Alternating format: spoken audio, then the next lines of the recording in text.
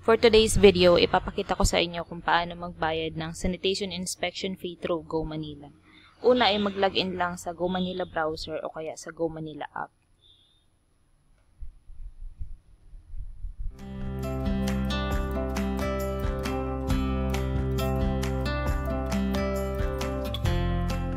I-click yung e-government and then miscellaneous fees.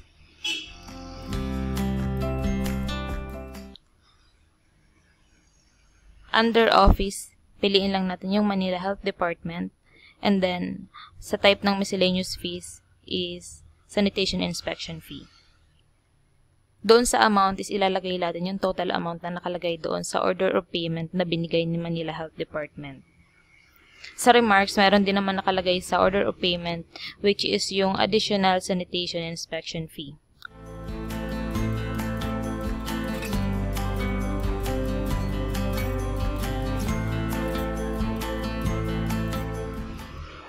Dito sa baba, kailangan nating mag-upload ng image ng order of payment.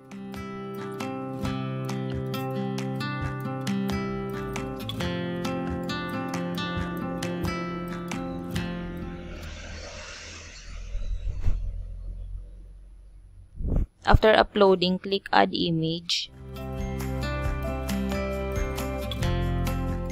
And then click Proceed. Then Pay Now. Under payment method, maraming pagpipilian. Pwedeng QRPH, Paymaya, Kiosk Machines, or Land Bank.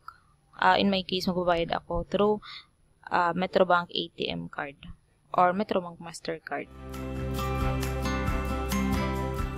Enter lang natin yung card details natin such as first name, last name, mobile number, email address, and then yung address.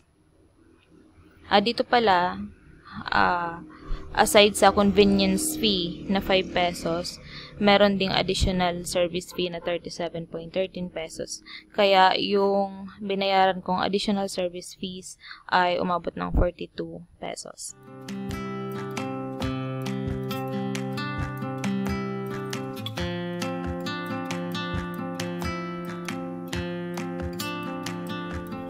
Click lang yung proceed, and then ilalagay din pala natin yung 16-digit card number, yung expiration date ng card, pati yung 3-digit CVV or yung card verification value.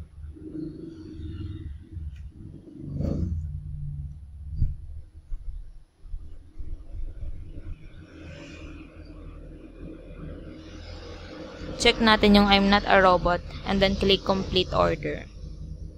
Antayin lang natin ma-process yung ating payment.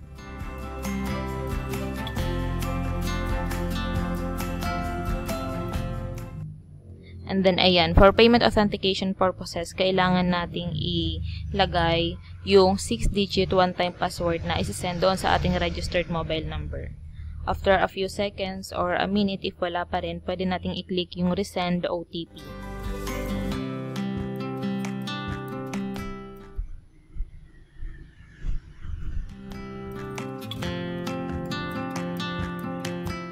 After nating masubmit yung 6-digit OTP, ayan.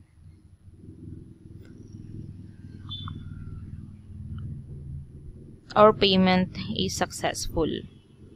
So, para din pala makareceive tayo ng electronic copy ng receipt, pwede nating ilagay yung ating email address para doon mag-send si Go Manila ng receipt. Then, click lang natin yung back to merchant, and then ang nakalagay dito is paid na. Para din ma-upload natin sa Go Manila app yung payment receipt, click lang natin yung payment transaction history and then click upload your payment receipt. In my case pala, in-screenshot ko lang yung resibo na sinend doon sa email address.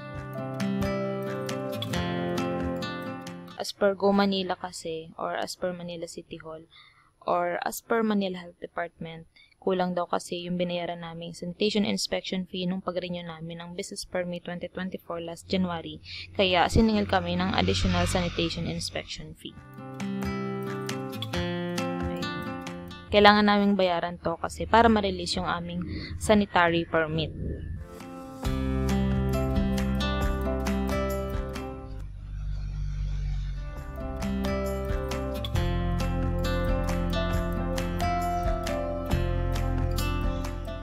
After nating ma-upload yung ating payment receipt,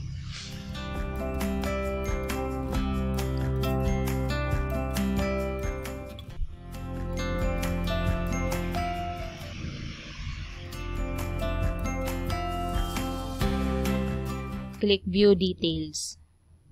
Dito makikita natin yung ating official receipt or yung electronic OR. So, ayan na siya guys. Ito na ang ating electronic OR. Pwede nating i-save yan, i-print, and don't forget pala na magbigay ng copy doon sa Manila Health Department or kung sino yung contact person nyo doon. So, in our case, Sir Jonathan Estrella yung aking kausap. So, sinend ko sa kanya yung EOR.